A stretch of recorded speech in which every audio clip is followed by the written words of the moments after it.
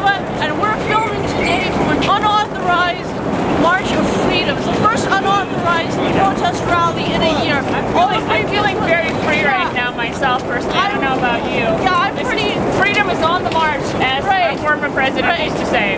Our former president? George W. Bush is the former president. All right, George W. Bush, right. I was like confused about our presidents because, you know, anyway, it's cold. Putin would never say freedom was on the march, okay? We're standing at Lubyanka Square in Moscow, and this is the FSB building behind us. This is the former KGB building. This is the security services building, right? Just to give you some context. And so far there are about, I think about 1,000 people, maybe a little bit more gathered here. Because this was an unauthorized protest. A lot of people, I guess, did not want to show up because of that. And it's their right to do that. Exactly, because we're not sure what the opposition was trying to achieve, what the government was trying to achieve by banning this I don't think it's constructive on either side at this point. No one's being constructive right now. That's a bad thing, because when both sides are not being constructive, ordinary people are harmed in the process. Dialogue broke down.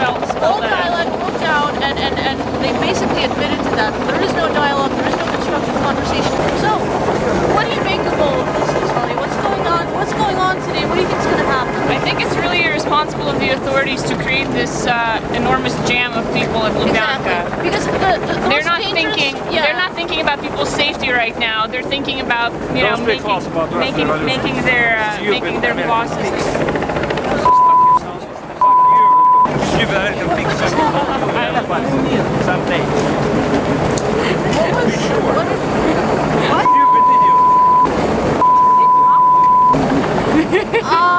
Alright, you're gonna have to cut all that. Right, so what just happened is some guy just came up to us and said, stupid American pigs. Oh, we're stupid American pigs. Okay, this is actually very telling. We're not gonna, you know, we don't have profanity on this show. We don't. We're gonna have to cut that out. This is indicative that this is not necessarily a pro-Western thing. You know, don't think that, you know, just because people are out here and you know, protesting against the Kremlin, that they're necessarily pro-Western. Why aren't we making sense of what's going on here? It's very hard to make sense of. It's very hard to make sense of. It's an unauthorized protest, but you know, I don't think the authorities. I mean, things could be much worse right now. I actually think they're okay. I was expecting them to be much worse.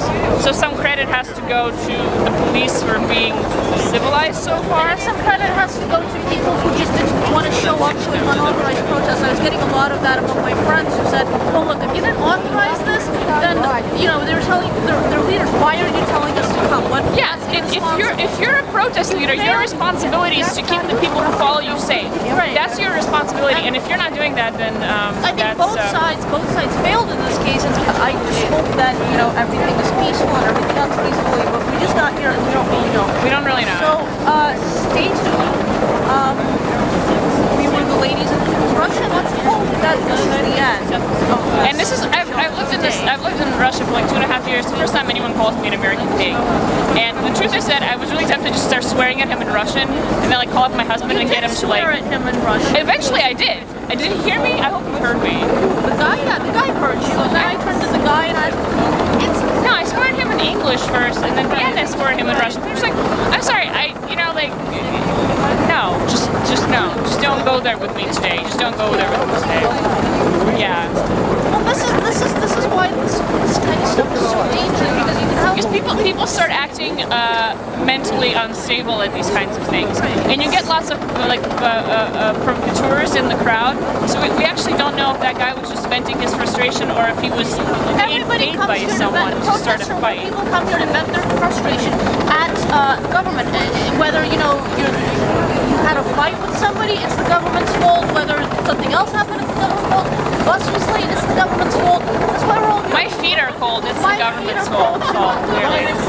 Or Navalny's fault. I mean, maybe it's Navalny's fault, I can't decide. It's both. It's both. And also God for making the weather. Right. Alright, we were ladies from Russia, take care. Stay safe. Stay safe.